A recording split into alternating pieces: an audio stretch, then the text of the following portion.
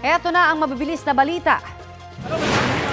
Arestado ang isang construction worker sa Quezon City na wanted dahil sa pananaksak sa kanyang kapitbahay.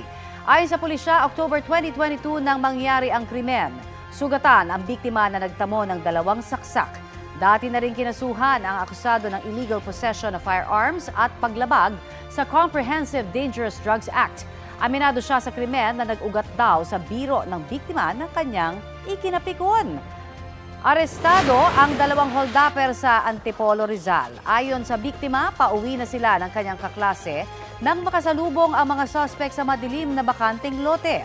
Isa raw sa mga suspect ang taga-tutok ng ilaw habang kinakapkapan sila. Tinututukan rin siya ng isang patalim habang kinukuha ang mga gamit nila.